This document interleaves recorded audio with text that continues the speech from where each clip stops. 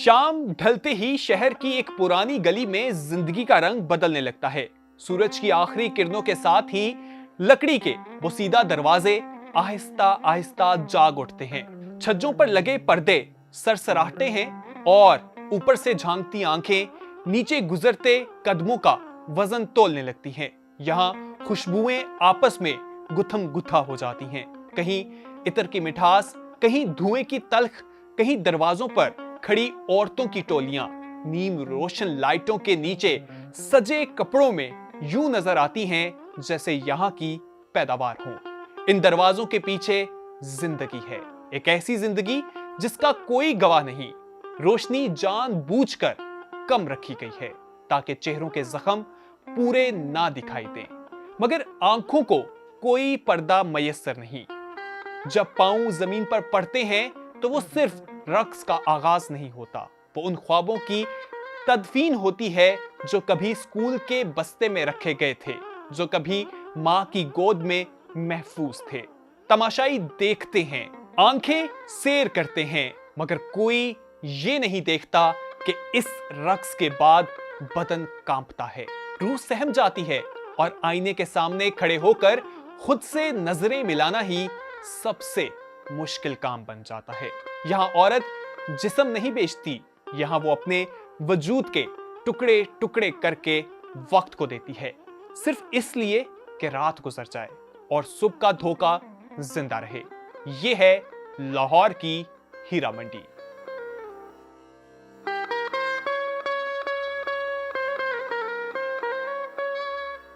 اندرون لاہور کا ایک علاقہ جو طوائفوں کی رہائش کی وجہ سے جانا جاتا تھا، یہ شاہی محلے کے نام سے بھی مشہور رہا۔ مغربی ممالک میں ایسے علاقے کو ریڈ لائٹ ڈسٹرکٹ یعنی لال بتی ضلع کہا جاتا ہے۔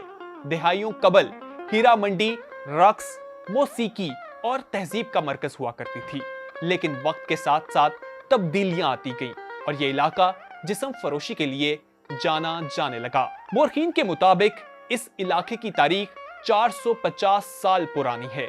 ہیرا منڈی کو اس کا موجودہ نام تقریباً 250 سال پہلے ملا۔ اس کا نام مہاراجہ رنجیت سنگھ کے دیوان ہیرا سنگھ کے نام پر رکھا گیا تھا۔ بادشاہ اکبر کے دور میں لاہور شہر سلطنت کا مرکزی شہر تھا اور اس وقت ہیرا منڈی کا علاقہ شاہی محلہ کہلاتا تھا۔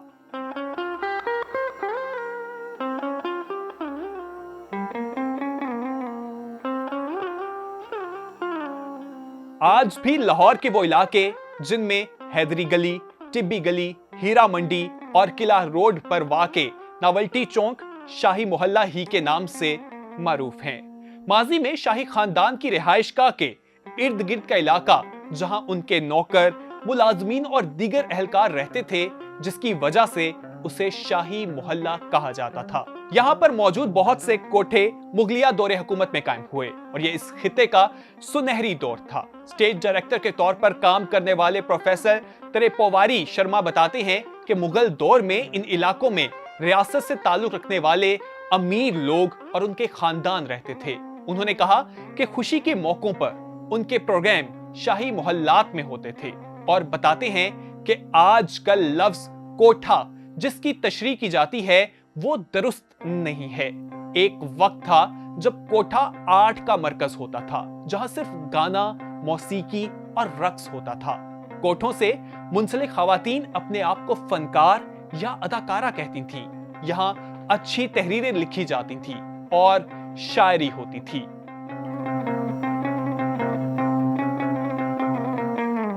کوٹھوں پر بہت اعلیٰ درجے کا مکالمہ ہوا کرتا تھا۔ لوگ گفتگو کرنے کا ہنر جاننے کے لیے بھی یہاں آتے تھے۔ ان کا مزید کہنا تھا کہ یہاں بہت اعلیٰ سطح کے مکالمے ہوا کرتے تھے اور لوگ یہاں آ کر سیکھتے تھے کہ معاشرے میں بات چیت اور استدلال کیسے کیا جائے۔ اگرچہ 16ویں صدی کے آخر تک لاہور مغلیہ سلطنت کا مرکز نہیں رہا تھا، لیکن ریاست کا اثر و رسوخ برقرار رہا۔ مغلوں کے زوال کے ساتھ ساتھ برصغیر میں مرہٹے مضبوط ہوتے تھے، جنہیں احمد شاہ ابدالی کے حملوں کا سامنا تھا۔ ابدالی نے پنجاب، شمالی ہند اور راجپوتانہ پر حملے کیے۔ ان کی فوجوں نے ابتدا میں دھوبی منڈی، और हीरा मंडी के करीब मोहल्ला दारा शक्वा के इलाके में अपने मराकज कायम कर लिए। यहाँ बसने वाली तवाइफों का राब्ता कई शाही खानदानों के अफराद से भी रहता था।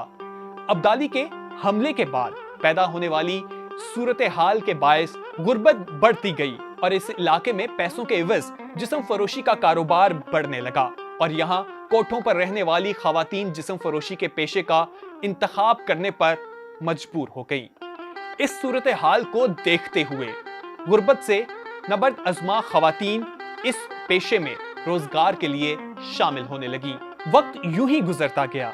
बरसगीर ने तकसीम जैसा दर्दनाक तजर्बा किया, लेकिन लाहौर का बाजार हुस्न, उसकी रौनकें यूं ही आबाद रहीं। पाकिस्तान में हुकूमतें बदलती रहीं, अगर ना बदली तो उन औरतों की किस्मत जिन्होंने अपने हुस्न और फन से कोठों को जीनत बख्शी। पाकिस्तान में ज़ियाउल हक का दौर आया। उस दौर में जहां हर चीज की शक्ल बदली, वहीं इस मोहल्ले के भी बदलने का वक्त आ गया। ज़ियाउल हक के दौर में यहाँ लोगों के साथ बहुत सख्ती की गई। हदूद ऑर्डिनेंस को इस्तेमाल करके हीरा मंडी में सदियों से रहने वालों को हरासा किया गया। यहाँ तक के रफ्ता रफ्ता ये लोग इस इलाके को छोड़ गए। इलाका तो छूट गया, लेकिन बदकिस्मती से वो काम नहीं छूट सका जो सारी जिंदगी उनका पेशा था। ये बाजार हुस्न एक मोहल्ले से निकला और पूरे लाहौर में फैल गया। पोश इलाकों में शीशे और संगे मरमर से सजे ऊंची दीवारों वाले नए और बड़े घरों ने जन्म लिया और उन्हीं खामोश दरवाजों के पीछे वही पुराना कारोबार सांस लेने लगा। फर्क बस इतना था कि अब ना तंग गलियां थीं, ना लकड़ियों के चुबारे, ना घंटियां बजाती रातें। सब कुछ जदीद था, नफीस था, मगर रूह वही बोसीदा। वक्त ने एक बार फिर करवट बदली और पाकिस्तान में सोशल मीडिया की फसल उग आई।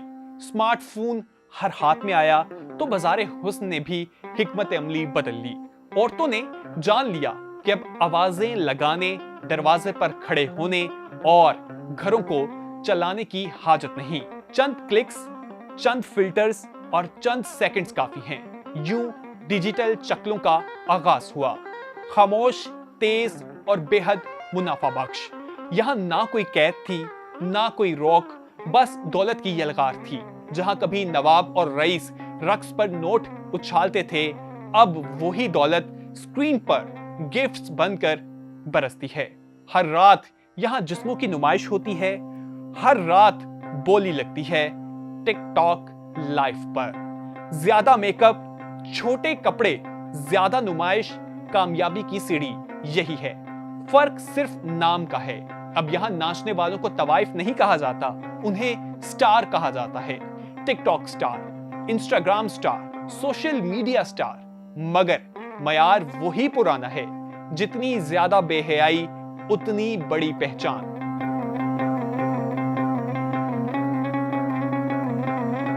पंजाब के दूर अफ्तादा गांव में भट्टे पर ईंटें ढोता मजदूर हो, कौमी एयरलाइन की फजाई मेजबान हो या सियासत के अवानों में शोर मचाने वाली टिकटॉक शख्सियत, सब इसी मोहल्ले की बाज गश्त मालूम होते हैं, जो कभी रवायत और मजहब का गहवारा था। उस वक्त वही देखता था जो उस गली में कदम रखता था। आज हर उस शख्स की आंखें शरीक हैं जिसके हाथ में स्मार्टफोन है।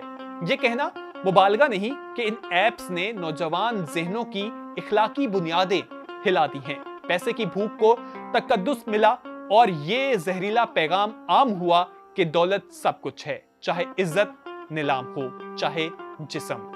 वकार सानवी ठहरा, कमाई असल बन गई। आज इस डिजिटल चकले पर रोज इज्जत की नीलामी होती है और खरीदार वही है जिसके पास पैसा है। रवायत बरकरार रहे, बस चेहरा बदल गया। मगर ये नासूर मुआशरे की जड़ें खोखली करने के लिए काफी है। व्यूज और फॉलोअर्स की इस दौड़ में एक पूरी नस्ल पिस रही है और पिसने वाले फखर से पॉडकास्ट और टीवी प्रोग्राम्स में बैठकर इसे टैलेंट कहते हैं।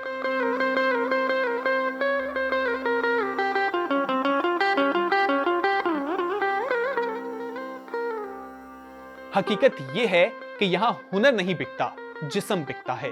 और बेचने वाले जानते हैं कि वो क्या बेच रहे हैं। ये महज एक ऐप का किस्सा नहीं, ये हमारी इज्तिमाई बेहिसी का मातम है। चंद लम्हों की वावा, चंद दिलों और फॉलोअर्स की खातिर हमने हया को पुरानी चीज समझ लिया है, एक तरफ रख दिया है। स्क्रीन के उस पार बैठा मुआशरा ताली बजाता है, मगर कोई ये नहीं पूछता कि इन नजरों की कीमत कौन अदा कर रहा है। जब जिस्म को इजहार की वाहिद जुबान बता दिया जाए तो किरदार खामोश हो जाता है, और जब खामोशी मामूल बन जाए तो इक्तदार आहिस्ता आहिस्ता दम तोड़ देती है।